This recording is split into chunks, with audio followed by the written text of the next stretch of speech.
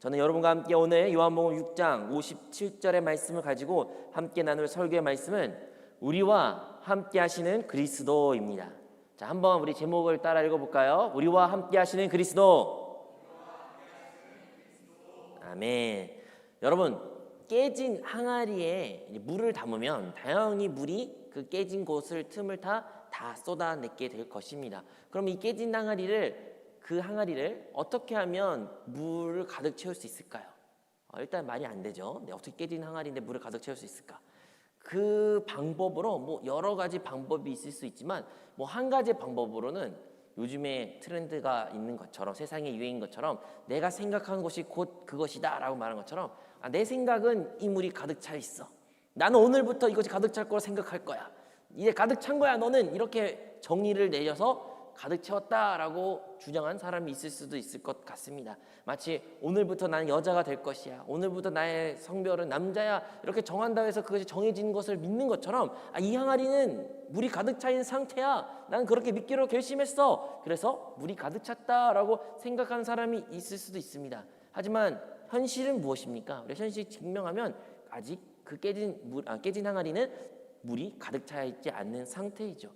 또 그 깨진 항아리를 물을 가득 채우기 위해서는 두 번째 방법으로는 대표적으로는 우리가 잘 알고 있는 전래동화 콩쥐팥쥐처럼 그곳 가운데에 무엇인가를 막아가지고 물이 틈으로 나가지 않도록 막는 방법이 있습니다. 콩쥐팥쥐에서는 두꺼비인가요? 아니면 개구리인가요? 어쨌든 무엇인가가 이렇게 펄쩍펄쩍하면서 그 안에 들어가서 그 물을 딱 막아가지고 새지 않도록 그러한 역할을 감당하는 그런 방법이 있을 수 있습니다. 네. 일시적으로는 물이 새지 않을 것입니다. 하지만요, 그도 생물이기 때문에, 유한한 존재이기 때문에 언젠가는 피곤해서 지치거나 아니면 수명이 다했을지라도 결국에는 시간이 지나면 모든 물은 다 쏟아지게 될 것입니다. 여러분, 우리의 인생을 돌아볼 때 우리의 삶 가운데는 행복이라는 것을 추구하는 존재인 것을 누구도 부인할 수 없을 것입니다. 우리 모두 행복을 추구합니다. 쉽게 말하면 행복하고 싶습니다. 그 누구도 행복하지 않는 삶을 원하는 사람은 없습니다. 하지만요, 우리의 삶을 보면요, 나의 본인의 인생, 아니면 나의 가정, 형편, 아니면 나의 친구들, 내가 살고 있는 이 사회, 크게 보면 대한민국, 아니면 이 지구의 인생 가운데 살아갈 때 우리는 이 행복이 빠져나가는 수많은 문제들이 있다는 것을 느끼게 됩니다. 직면하게 됩니다. 그것이 개인적인 질병이란 아픔일 수도 있죠. 나에 있는 상처일 수도 있습니다. 아니면 내가 성공하고 싶고 아니면 취업하고 싶고 좋은 대학 가고 싶은 갈망일 수도 있습니다. 하지만 그것이 이루어지지 않았을 때 마치 내 인생이 금이 간 것처럼, 상처가 난 것처럼, 나의 행복이 술술술 떠나는 것처럼 느껴질 때가 많이 있습니다. 여러분의 가정의 문제가 그럴 수도 있고요, 나의 취업의 준비, 아니면 나의 학업의 진로에 관련된 준비, 아니면 나의 사람들의 인간관계의 문제, 승진의 문제, 나의 앞으로의 장래의 문제, 자녀의 문제, 혹은 나의 결혼의 문제, 다양한 문제들이 우리의 인생을 마치 항아리가 깨진 것처럼 우리의 행복이 다 슬슬 빠지는 그러한 체험을 우리가 갖게 될 것입니다. 여러분, 우리는 그래서 항상 부족함을 느낀답니다. 우리는 항상 부족합니다. 우리 인생 가운데 갈망이 있고 목마름이 있고 부족함을 느끼게 됩니다. 그래서 이 부족함을 채우기 위해서 다양한 방법을 사용하지요. 누구는요, 종교의 힘을 빌리기도 합니다. 대표적으로 불교가 무엇을 말합니까? 모든 것을 무소유로서, 모든 것을 다 버리고 비움으로써 그것에보다 해방을 얻으려고 합니다. 하지만 과연 그것 가운데 참된 만족이 있을까요? 최근에는 어떤 뉴스를 통해서도 스님이 그럼에도 불구하고 더 많은 재산들을 쌓았던 뉴스, 혹은 도박으로 인하여 그것이 부정적 영향을 끼쳤다는 이야기도 우리가 듣기도 합니다. 종교가 완벽한 해결책이 되지 못합니다. 또는요, 누구는요, 개인의 삶 가운데 인간의 문화로, 세상적인 문화로 가득 채우면 만족이 있을 것이다, 행복이 있을 것이다 라고 생각하곤 합니다. 그래서요, 어떠한 음악에 몰두한 사람이 있고요, 어떠한 서적에, 책 읽는 것에, 아니면 문학 소설에 몰두한 사람들도 있을 수 있습니다. 조금 여러분들에게는 먼 이야기 같으니까 좀 실질적으로 얘기하면 아이돌 세계, 거기에 빠져가지고 너무 좋아가지고 그것이 나의 참된 만족, 행복, 나의 이 아픈 사회, 나의 이 아픈 시간들을 극복해주는 그러한 매개체로 사람들이 그러한 문화에 자기 자신을 푹 빠진 사람들도 있을 수 있습니다. 하지만요, 시간이 지나면 어떻습니까? 여전히 그 모든 것이 완전한 해결책이 아니라는 것을 알고 있습니다. 여기 있는 분들은 많이 모르겠지만 과거에는 H.O.T라는 어마어마한 아이돌이 있었을 때 거기에 있는 아이돌들의 팬들이 얼마나 열성적이었습니까? 지금은 다 자식을 두고 아마도 우리 같은 자녀를 둔 부모님 세대들인데, 그런데 그들의 삶 가운데 문제가 없을까요? 아니요. 여전히 문제가 있고 아픔이 있고 그들의 인생은 깨져져 있다는 것을 우리가 압니다. 과학의 발전이 우리를 해결해 줄 것이다. 과학이 발전된다면 이 세상 가운데 모든 눈물과 아픔과 기근과 전쟁은 끝날 것이라고 생각하지만 반대로 더 촉진되고 더 빈부격차는 심해지는 것을 우리가 보게 됩니다. 그러면 사회 안전, 어떠한 시스템이 틀이 잘 마련하면 우리는 행복해질 수 있다라고 생각할 수 있는 사람이 있을 수도 있습니다. 과연 그럴까요? 사회가 아무리 발전해도 그것 가운데 약자를 보호하는 시스템이 아무리 개발될지라도 항상 취약층, 그것을 혜택을 못 누리는, 혹은 누릴지라도 상대적인 박탈감과 상대적인 빈곤과 상대적으로 사람들을 판단하는 그러한 아픔들이 우리 주위 가운데 혹은 우리 삶 가운데 있다는 것을 우리는 잘 알고 있습니다. 여러분, 많은 사람들은 자기의 부족함을 많이 말합니다. 여러분이 무엇이 부족합니까? 말하면 술술술 나올 것입니다. 그런데요, 진정으로 사람이 부족한 것은 무엇일까요? 그러한 유한한 것들로 나는 이게 부족합니다, 이게 채워졌으면 좋겠습니다, 이게 해줬습니다, 이러한 것들은 말고요, 진정으로 참되게 진짜 영적인 세계에서 아니면 영적인 눈이 아니면 진리의 차원에서 바라봤을 때 우리에게 진정으로 부족한 것은 무엇일까요? 여러분은 우리가 진정 부족한 게 무엇인지 알고 계십니까? 주님께서는 우리의 그 세상의 유한함에 눈에 물질적인 부족함이 다행히 알고 계시지만 더 안타깝게 바라보신 것은 우리가 진짜 보지 못하는, 우리가 아직 그것을 인지 못했던 그 영적인 참된 부족함이 있다는 것을 알지 못하는 우리의 모습에 탄식하고 있다는 것을 알아야 됩니다. 오늘 우리가 다시 한번 그 참된 우리의 부족함이 무엇인지 깨달아 그것을 온전히 채워짐으로 말미암아 나머지도 모든 것이 채워질 수 있다는 것을 기억하시기 바랍니다. 이것은 마치 그 항아리가 깨져져 있는데 그 깨진 것을 온전히 회복한 것을 생각하지 아니하고 다른 것으로 쭉쭉쭉 채워지면 행복할 것이다 라고 생각한 것과 같습니다. 오늘의 본문의 말씀을 보면 우리가 읽었던 본문은 아주 짧지만 사실 그 6장이라는 요한복음 6장이라는 이야기는 매우 깁니다. 그 시작은요, 오병이어의 기적을 보여주셔서 많은 사람 5천 명이나 사람들을 예수님께서 다 먹이셨습니다. 정말 놀라운 기적입니다. 떡 5개와 물고기 2마리를 가지고 어린아이가 가져왔던 그 소중한 진짜 작은 양이지만 예수님께서는 그것을 받으시고 축사, 기도하시고 그것을 사람들이 나눠줬을 때 남자만 5천 명이 많은 사람들이 배불리 먹고 그리고 남는 역사를 사람들이 체험했습니다. 그리고 예수님께서는 제자들에게 바다 위로 건너가자, 우리 호수를 건너가자 말씀하셨고 예수님 홀로 남으셨을 때 폭풍을 들어서 결국 예수님 물 위에 걷는 기적을 그 이후에 하십니다. 그 이후에 끝나고 나서 사람들이 예수님이 어디 있는지 궁금한 거예요. 무리들이, 수많은 예수님을 따르던 사람들이 예수님 지금 어디 계시지? 그러니까 예수님은 물 위에 걸으셨잖아요. 분명히 우리 근처에 있었던 것 같은데 눈 깜짝 사이에 사라지신 거예요. 알고 보니까 건너간 거죠. 그래서 사람들이 무리를 지어 다시 호수를 건너서 예수님 있는 곳까지 온 겁니다. 수많은 인파들이, 수많은 사람들이, 수많은 제자들이 예수님을 꽤 가까이 왔습니다. 그리고 예수님을 보러 온 것이죠. 그들은 예수님을 쫓아갔습니다. 그런데요, 예수님께서는요, 그들을 보시며 말씀하신 것이 너희들이 나를 보러 온 것은, 나를 쫓아온 것은 내 어떠한 기적을 봐서 그런 게 아니라 내가 너희들에게 먹을 것을 주었기 때문에 이 썩어질 먹을 것을 위하여, 양식을 위하여 너희가 나를 쫓아왔다라고 말하는 것입니다. 그들은 그렇게 들으면서, 그래서 예수님께서 말씀하셨죠. 그들은 썩을 것을 양식을 위해서 살지 말고 영원한 생명을 주는 그 양식을 위해서 살아라. 그러니까 사람들이 묻습니다. 그럼 예수님, 어떻게 하면 우리가 그 하나님의 일을 할 수가 있을까요? 하나님의 일을 하는 것은 무엇인가요? 물어봤을 때 예수님 말씀하셨죠. 하나님이라는 것은 다름 아니라 하나님께서 보내신 일을 믿는 것이다 라는 거예요. 그러니까 그 믿는 일을 믿으라는 것은 다행히 예수님은 지체한 것까지 아니까 사람들이 말합니다. 그러면 우리에게 표적, 이적을 보여주세요. 보여주시면 우리가 믿겠습니다. 성경에 나와 있기로는 모세가 만나를 하늘에서 떨어뜨림을 말미암아 그것을 먹고 살았던 것처럼 당신도 무엇인가를 보여주세요 라고 말하는데 예수님이 뭐라고 말씀하신 거예요? 내가 바로 영생하는 떡, 즉 생명의 떡이다. 나를 먹고 나를 마시는 자가 그 영원한 생명을 영원히 살 것이다 라고 주님이 말하는 것입니다. 여러분, 이 사람들은요, 그들의 최고의 관심사는 무엇이었습니까? 바로 떡을 달라고 썩어질 그 양식을 위해서 구하는 인생의 사람이었습니다. 그리고 그 양식을 구하면서 나중에는 무엇을 묻습니까?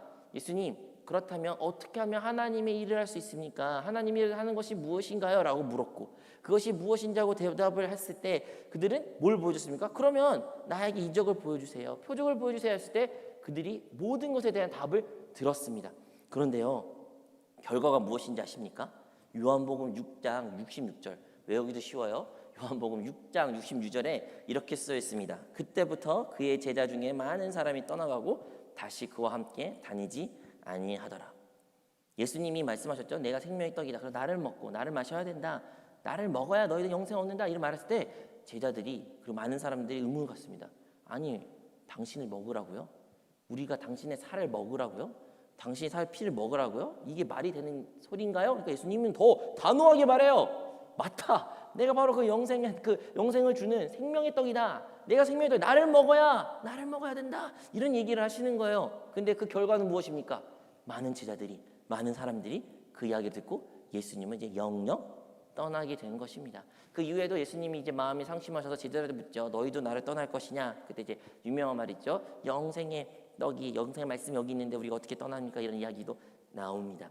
여러분, 우리의 삶을 한번 이것을 적용해 보십시다. 우리가 하나님을 혹은 이제 예수 그리스도를 믿는 이유가 무엇입니까? 우리가 예수님을, 주님을 따르는 이유가 무엇입니까? 많은 경우는요, 우리 주님께서 우리 필요를 채워주는 분이라고 믿기 때문에 우리는 주님을 따릅니다. 우리 주님 따르는 이유는요, 주님께서 우리의 먹을 양식을, 우리에게 어떠한 문제 해결을, 어떠한 것을 보증해주고 혹은 그것을 공급해주고 그것을 해결해주는 그러한 것으로 썩어질 양식을 구했던 그 사람들처럼 우리 삶 가운데 썩어진 것을 알면서도 그것을 우리에게 공급하신 그 주님이기 때문에 주님이 어디 가시든 주님 있는 대로 따라가는 거예요. 그리고 그것 가운데 주님의 그 양식을 또한 구합니다. 우리 주님은, 우리 하나님은 안타까워하시죠. 사랑하는 우리 성도들, 아니면 사랑하는 나의 자녀들아, 왜 너희들은 썩어질 양식을 위해서 구하냐? 썩지 아니하고 영생을 주는 그 양식을 구하고 그것을 먹고 마셔야 되지 않겠느냐라고 말합니다. 그러면 우리는 말하죠. 그러면 그런 일을 해야 된다면 우리가 해야 되는 일이 무엇인가요, 하나님? 하나님, 그 썩어지지 않는 영생을 누리는 일이 무엇인가요? 아니면 하나님 위해서 사는 것이라면 내가 무엇인지 할 수 있는데 하나님 일이 무엇인가요? 물은데 뭐라는 거예요?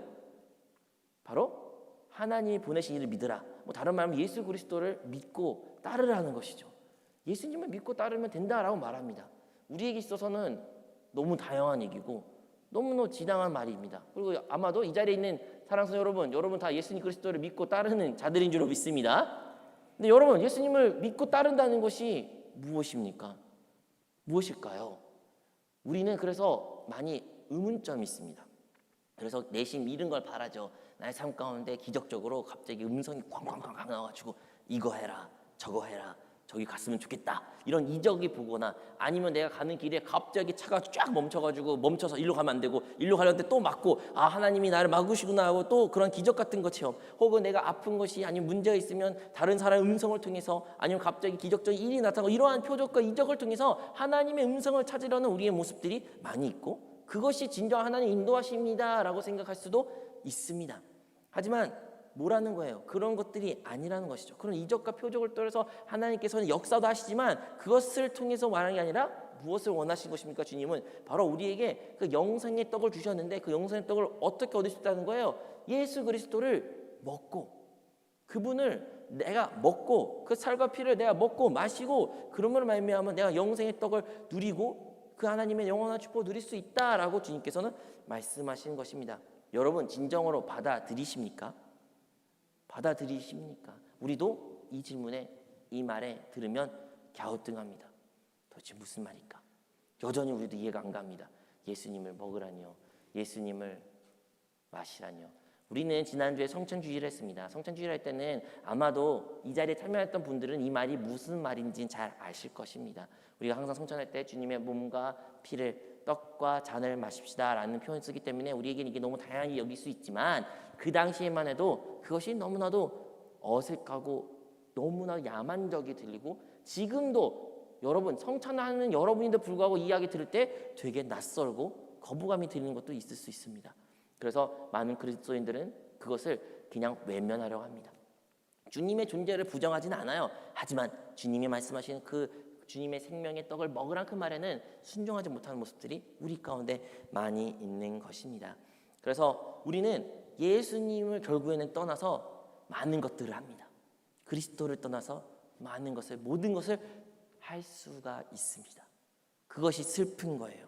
우리 인생의 가장 큰 문제는요, 차라리 예수님 없이는 아무것도 못하게 하면 그러면 예수님을 찾고 예수님에 따라 살 텐데, 우리의 진짜 삶의 진정한 슬픔은요, 주님이 없어도요, 그리스도가 없어도 많은 것을 할 수 있고 심지어 모든 것을 할 수 있다는 것이 큰 문제입니다.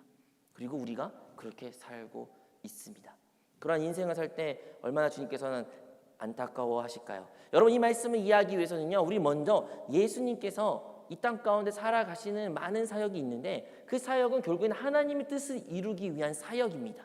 주님의 내가 생명의 떡이다, 너희 나이를 먹어야 된다, 이 말을 이해하기 위해서는 하나님의 온전한 목적이 무엇인지 알아야 됩니다. 그것은요, 예수님을 향한 목적이자 우리를 향한 목적이라는 것을 기억하시기 바랍니다. 첫 번째는요, 하나님께서는요, 그 말씀이셨던, 그리고 태초에 말씀이셨고 하나님이셨던 그분이 육신을 입어 이 땅 가운데 왔다는 것을 우리는 기억해야 됩니다. 그것을 우리가 좀 어려운 말로 말하면 성육신이라고 말하는 거예요. 그 하나님께서 육신을 입고 이 땅에 오셨습니다. 육신의 모습으로 우리와 똑같은 사람으로 살아갔던 것입니다. 하나님이시지만 동시에 사람이셨던 분 예수님, 그분이 이 땅에 사셨습니다. 이것이 매우 중요합니다. 왜냐하면요, 그분이 그렇게 살으셨기에 우리 하찮는 우리가 예수 그리스도 영접하고 우리 안에 하나님도 살아계시고 내주하실 수 있기 때문인 것입니다. 어쨌든 주님은 이 땅에 성육신하여 이 땅에 오셨다는 것을 우리는 기억해야 됩니다. 그리고 주님께서는 이 땅에 공생애 30년 동안 사셨고 결국에는 십자가에서 못 박힘을 당하셨습니다. 십자가에 못 박혀 당하셨을 때 거기에서 우리의 인류의 모든 죄가 끝났습니다.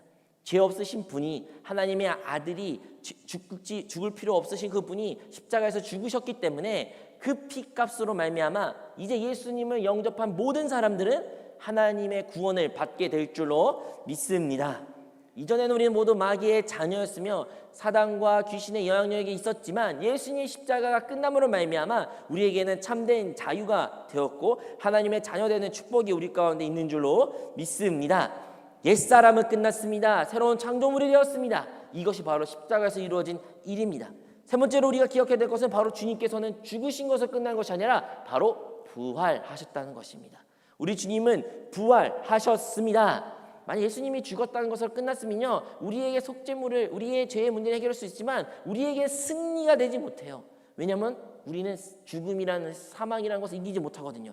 근데요, 우리의 이제 마지막 아담 되신 예수님께서 십자가에서 죽은 것을 끝난 것이 아니라 그는 죽음을 이기시고 승리하셔서 부활하셨습니다. 그래서 이제 그 부활을 믿는 우리 또한 우리가 예수 그리스도 안에서 죽음과 동시에 예수 그리스도 안에서 부활된다는 존재인 것을 우리는 기억해야 될 줄로 믿습니다. 그리고 주님은요, 부활하신 것을 끝난 것이 아니라 바로 승천하셨어요. 하늘 보좌에 올라가셨다는 거예요. 왜 이것이 중요할까요? 그것은요, 마치 대통령의 취임식 같은 의미가 있습니다. 대통령이 선거가 있을 때 선거 날에 대통령 누가 된지는 당선된지 다 알고 있습니다. 하지만요, 대통령의 역할로서 그가 일하는 날은요, 언제입니까? 바로 취임 날에 그 모든 것이 발효된 것입니다. 마찬가지에 예수님은 승리하셨습니다. 부활을 하심으로 말미암아 이제 사망 권세를 이기신 분이십니다. 하지만 그가 그 모든 것을 온전히 이루는 날은 다름 아니라 그가 승천하셨을 때 그 가운데 참된 왕이 되셨고 만유의 주가 되셨으며 모든 권세를 가진 자가 됐다는 것을 우리는 기억해야 될 줄로 믿습니다. 그리고 그분은 올라가신 가장 더 큰 이유는 바로 또 다른 보혜사 성령을 보내주시기 위한 것이에요. 예수님께 약속하셨죠. 내가 아버지께 갈 때 또 다른 보혜사 너에게 보낸다고 약속하셨고 그 보혜사가 누구십니까? 바로 성령님이십니다. 오순절 날에 예수님의 제자들이 기도에 힘썼을 때에 그곳 가운데 성령이 임했습니다. 성령이 그곳 가운데 임했을 때에 그들은 성령 충만함을 받게 된 것입니다.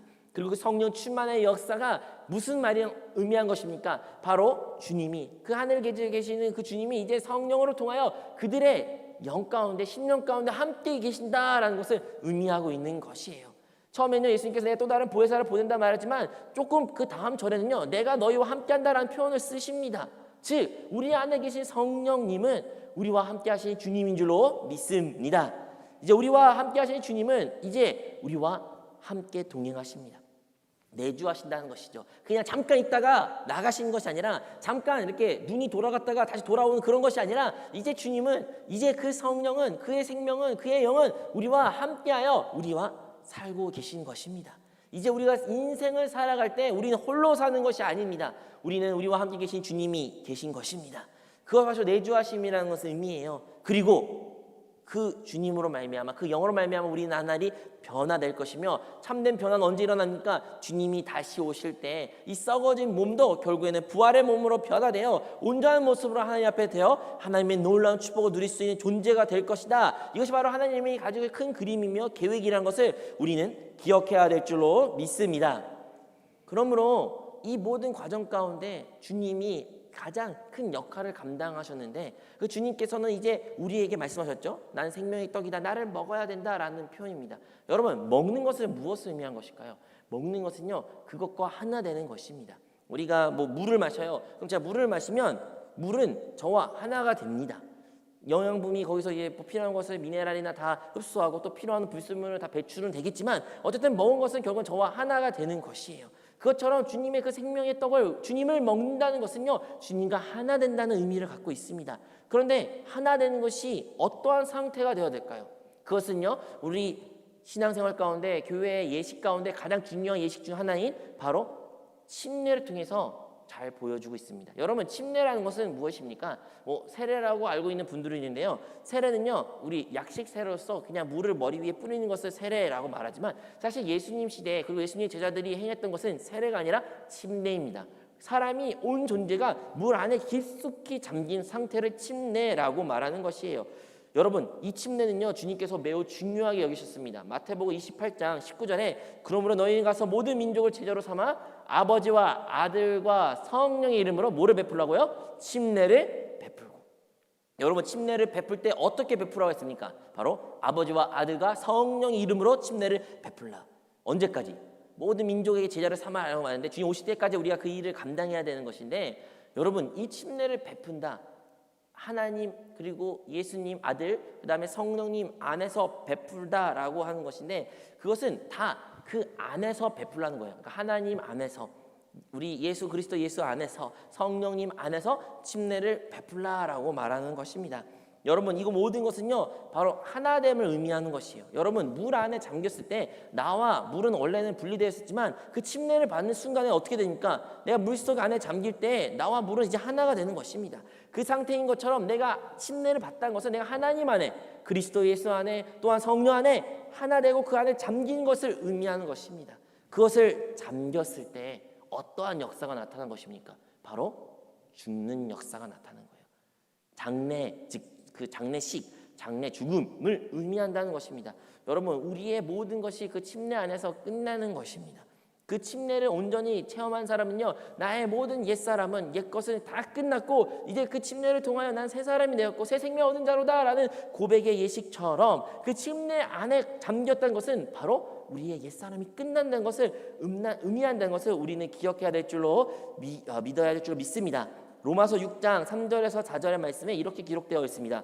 무릇 그리스도 예수와 합하여 침례를 받은 우리는 그의 죽으심과 합하여 침례를 받은 줄 알지 못하느냐?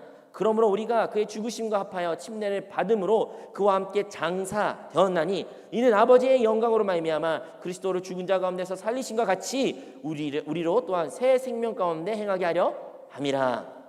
아멘. 그래서 침례는 끝났다는 것과 매장, 즉 우리가 장례됐다는 것을 의미한다는 것입니다. 우리가 잘 알고 있는 성경 구절 있죠. 이제 내가 그리스도와 함께 십자가에 못 박혀 죽었나니, 그 죽었다는 표현과 이 침례와 동일한 의미를 갖고 있습니다. 무엇을 알아야 되는 것일까요? 우리 옛사람은, 나의 원래 태초에 태어났던 존재는 예수님과 함께 십자가에서 그 침례 가운데서 끝났다는 것을 기억해야 되는 것입니다. 그리고 그 끝났다는 것을 기억했을 때 어떻게 이게 가능합니까? 바로 하나님 그리고 그리스도 또한 성령 안에 잠겼을 때 그것이 끝났다라는 것을 알고 있어요. 그게 푹 잠겼을 때 침례는요 반만 하는 것도 아니고요 눈까지만 하는 것도 아니고요 온 존재가 다 잠긴 것을 침례를 말하는 것처럼 우리 온 존재가 침례 그 물 가운데 성령 안에 잠겼을 때 우리가 끝남을 체험하는 것입니다. 우리가 그러한 상태를 항상 사모해야 될 줄로 믿습니다. 여러분 그러하기 위해서는 우리가 하나님 안에 그리스도 안에로 말하지만 그 그리스도가 무엇입니까? 바로 몸된 교회로 나타나는 것입니다. 교회 안에 또한 우리 안에 있는 그 성령 안에 항상 머물고 그 안에 충만히 거할 때에 우리가 이 축복을 누릴 수 있다는 것이에요. 이제 우리 겉에 외적으로는 이런 침례 상태고 있지만 또 하나의 또 충만한 상태는 언제가 있느냐면요 바로 우리 안에서부터 충만한 상태가 있습니다. 우리 안에는요 이제 성령이 함께 계십니다. 예수님의 제자들은요 예수님께 부활하시고 제자에 나타나셨을 때 그들에게 불면서 말합니다. 성령을 받으라. 그때 그들에게는 성령이 이미 있었어요. 하지만요 성령이 있었지만 성령 충만한 상태는 언제였습니까? 언제 그들의 능력을 행하고 당당히 주님의 복음을 말할 수 있었습니까? 오순절 날에 성령 충만이 임했었던 거예요. 물론 위에서 임한 성령 불이라고 우리가 표현할 수도 있지만 사실은 성령 이미 그들 안에 있기 때문에 그 안에서부터 충만한 체험을 그들도 가졌다는 것입니다. 주님께서 생수의 강이 그 배에서부터 흘러 넘쳐라 그 말씀에 나왔던 것처럼 우리 안에서도 그 내주하시는 성령으로 말미암아 우리는 성령 충만을 체험할 수 있다는 것입니다. 우리 안에 성령이 계신 줄로 믿습니다. 그래서 주님께서 요한복음 7장에서는 마시는 물로서 많이 비유하고요. 그 물의 충만함을 비유할 때가 많이 있는 것입니다. 사랑하는 성도 여러분, 우리가 어떠한 상태가 있을 때 간에 우리는 항상 바로 외적인 성령 충만도 있지만 우리 내적으로 성령 충만한 상태가 있다는 것을 알아야 되는 것입니다. 아무리요 외적으로 성령 충만한 상태에 잠겨있다 우리가 생각할지라도 우리 내적으로 그것을 체험하지 못하면 온전한 충만이 될 수가 없는 것입니다. 마치요 페트병이 뚜껑에 잠긴 상태에서 아무리 물 안에 깊숙이 잠긴다 해서 그것이 아니 물로 충분하다라고 말하지 않습니다. 그것은 결국 시간이 지나면 둥둥 뜨게 될 것이고 시간이 지나면 다시 밖으로 튀쳐나오게 될 것이죠. 진정한 충만은 물론 바깥의 충만도 있지만 그 밖의 충만이 어디까지 채워져야 되는 것이에요? 그들의 가장 깊숙한 것부터 그들의 영혼 육을 온전히 성령으로 충만한 그 체험을 가졌을 때 그것이 진정한 그 물과 하나 되는 체험을 갖게 되는 것입니다. 즉 우리 안에 계신 그 성령으로 말미암아 그 성령을 통하여 우리가 하나 될 수 있는 체험은 바로 이것을 통해서 가능하다라는 것을 알 수 있어요. 그래서 오늘의 말씀 우리가 알고 있는 것처럼 아버지를 인하여 사는 것 같이 너희 나로 말미암아 살리라. 이제 우리는 무엇을 기억해야 되는 것일까요? 우리의 신앙생활 가운데 참된 부족이 무엇이 있었다는 것을 깨달아야 되는 것일까요? 바로 주님은요 이 땅 가운데 살았을 때 모든 것을 행하실 때 아버지로 인하여 사셨습니다. 아버지 뜻대로 사셨습니다. 단 한 가지도 아버지 뜻에 부합 안 된 것은 그냥 행하지도 않았고 아버지 말씀은 아버지 그거에 항상 순종했던 예수님의 모습이었던 것처럼 예수님이 무엇을 원하신 것입니까? 예수님은 우리가 먹는 걸 말미암아 성령으로 우리 안에 계심으로 말미암아 우리가 성령 안에 충만하고 성령 충만으로 말미암아 우리가 예수로 인하여 사는 삶을 주님께서는 원하시는 것입니다. 예수님을 인하여 우리의 모든 행동이 우리의 말이 우리의 생각이 움직인 것을 원하신 것입니다. 근데 이게 부족하는 거예요. 우리가 진정으로 부족한 것이 이것이에요. 그래서 우리는 이것을 구해야 되는 것이에요. 그 영생의 떡을 구하는 것이에요. 그것이 누구시라는 거예요? 예수님이죠. 주님이라는 거죠. 우리가 예배 시간 때 주여 외칩니다. 예수님 외칩니다. 부르짖습니다. 왜 부르짖을까요? 많은 경우에는 썩어진 양식을 위해서 부르짖을 때가 참 많이 있습니다. 나의 썩어진 양식을 위해서, 나의 문제를 위해서, 나의 질병을 위해서. 물론 그런 부르짖음에도 주님께서는 귀 기울이시고 응답하십니다. 하지만 주님은 또 안타까운 마음이 있는 거예요. 너희들이 그 썩어진 양식도 부르지만 나를 따르고 있지만 진짜 참된 양식, 영생을 주는 그 양식을 위하여 구해야 될 텐데 그것을 먹어야 될 텐데 근데 그것을 어떻게 우리가 구할 수 있습니까? 어떻게 그것을 우리가 먹을 수 있는 것입니까? 오직 주의 이름을 부를 때 주님의 이름을 우리 간절히 부를 때 그 주님이 내 안에 있다는 것을 내주하심을 알고 그 내주하신 성령을 따라 주님을 그리스도를 따라 살아갈 때에 그것이 바로 진정으로 주님이 원하시는 우리의 모습이고 인생이라는 것입니다. 여러분 우리가 주님의 생명이 이제 성령으로 말미암아 우리 안에 가운데 함께 있는 줄로 믿습니다. 그러면 우리의 인생의 행동의 표준은요 다른 것이 아니라 바로 우리 예수님이셔야 됩니다. 우리 그리스도이신 것입니다. 그냥 내가 좋아서 생각해서 이게 옳다 저렇다 세상의 표대한 이 유행 아니면 저 사람이 말해서 우리 부모님이 이래서 이런 것으로 기준으로 우리의 행동이 우리의 결정이 이루어져서는 안 된다는 것입니다. 우리의 삶의 모든 결정은 모든 행동은 모든 생각은 오직 표준은 예수 그리스도 우리 주 예수님이어야 된다는 것을 우리는 고백해야 될 줄로 믿습니다. 여러분 주님을 위해서 무엇을 해야지 아름다운 말이죠. 하지만 주님을 원하는 게 무엇이에요? 주님으로 사는 것을 주님은 원하신 것입니다. 주님은 무엇을 원하지 하면서 내가 하고 싶은 것을 하는 때가 많이 있어요. 그것을 합리할 때가 많이 있어요. 하지만 진정으로 주님이 원하는 것은 내가 주님을 먹고 나와 하나 되고 하나됨을 이루고 그 한 생명을 말미암아 그 생명을 따라 그리스도를 따라 성령을 따라 나의 그 영을 따라 사는 그 삶을 주님께서는 진정으로 원한다는 것을 우리는 기억해야 될 줄로 믿습니다. 그러므로 예수님이 나와 함께 하셔 그리스도가 나와 함께 하셔 이거는요 교리가 아니에요. 어떠한 지식이 아니에요. 어떠한 것을 그냥 알고 있는 것으로 그쳐서는 안 됩니다. 이것은 우리의 삶이 되어야 됩니다. 우리의 삶이 되어야 돼요. 진짜 주님이 내 안에 계시구나. 진짜 그 살아계신 하나님의 아들이 성령을 통하여 이제 나와 함께 하시구나. 그래서 나의 모든 순간이, 나의 모든 삶이, 나의 모든 생각이, 나의 모든 말이, 나의 모든 결정이 그 주님과 함께 주님으로 말미암아 주님이 나타내는 인생을 사는 것이 진정으로 주님께 원하는 모습이며 그러한 삶을 살기 위해서는 우리는 무엇을 먹어야 된다는 것이에요? 날마다 주를 먹어야 된다는 것이에요. 우리 주 예수 그리스도의 그 생명의 떡을 먹어야 되는 것입니다. 말씀을 먹는 것입니다. 그 주님의 생수를 그 성령을 우리가 호흡하고 마셔야 되는 것입니다. 그래서 항상 성령 충만한 상태가 되어야 되는 것입니다. 우리 안팎으로 외적으로도 항상 성령 충만한 상태가 될 때 성령에 담겼을 때 그때 비로소 하나가 될 수 있다는 것입니다. 우리 매 예배 시간마다 성령 충만을 위해서 기도합니다. 왜 기도할까요? 물론 다양한 이유가 있지만 오늘의 말씀을 근거하여 말하자면 우리가 성령 충만할 때가 되면 무엇이랑 하나 될 수 있다는 거예요? 하나님과 하나가 될 수 있다는 거예요.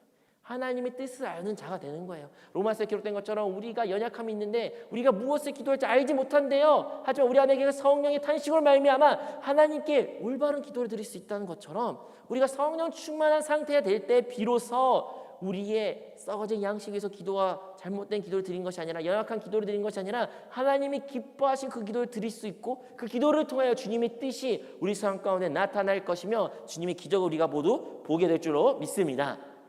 여러분 설교 시간 때 깨진 항아리에 대해서 이야기했습니다. 그 깨진 항아리의 세 번째 세우는 방법이 무엇이냐면요 그 깨진 항아리채를 들고 냇가나 호수 같은 데 갖고 와서 그것을 풍덩 던지면 됩니다. 그러면요 그것이 물이 꽐꽐꽐꽐꽐 차가지고 가라앉겠죠. 결국에는 항아리는 물로 가득 찬 상태가 될 것입니다. 그것이 깨진 상태든 아니든 별로 중요하지 않아요. 여러분 우리 인생 가운데 많은 아픔과 문제와 해결해야 되고 싶은 것들이 너무 많이 있고 우리의 생각이 번민이 많습니다. 많아요. 하지만요 우리가 하나님이 진정을 원하는 건 무엇일까요? 그 모든 것이 다 회복되고 그 모든 것이 다 괜찮아지면 비로소 우리가 성령으로 충만한 상태가 될 수 있을까요? 아닙니다. 인생은요 또 다른 고비가 나타나고 또 다른 고비가 나타나고 또 다른 문제가 있고 결국에는 끝없는 그 굴레에서 살다가 끝나는 것이 인생입니다. 하지만 주님께서 진정 원하는 것은 그 깨진 항아리가 그 물에 푹 잠겨가지고 충만한 상태가 된 것 같이 그 충만한 상태가 그 행복이라고 우리가 만약에 정의한다면 우리가 행복을 언제 누릴 수 있고 언제 행복한 상태가 되는 것입니까? 바로 우리 안팎으로 주의 성령으로 충만할 때 외적으로는 예배를 통하여 기도를 통하여 찬양을 통하여 성령을 느낌을 갖고 또한 내적으로는 내주하신 그리스도로 말미암아 그 나의 양식이 되시고 나의 물이 생수가 되시고 나의 모든 것이 되신 그리스도로 말미암아 충만한 상태가 될 때에 비로소 우리 온 존재가 행복한 존재가 될 것이며 우리 삶 가운데 크고 작은 문제가 있을지라도 그것을 뛰어넘는 감사가 나오게 될 것이며 그 감사를 통해 하나님의 기적이 하나님의 역사를 우리가 보게 될 줄로 믿습니다. 우리 모두가 그러한 그리스도인이 되기를 주님의 이름으로 축원드리겠습니다. 자, 하나님 아버지 이 시간 주님의 말씀을 듣고 다시 한번 우리 안에 주님이 계심을 묵상하게 되었습니다. 하나님 우리가 내주하신 그리스도를 하나의 교리로 알지 아니하게 하여 주시고 다시 한번 우리 일생 가운데 우리 삶 가운데 주님이 나와 함께 계심을 삶으로 살게 하여 주시고 주님의 인도함을 받는 주의 성도들이 되게 하여 주시옵소서. 예수 그리스도 이름으로 기도합니다.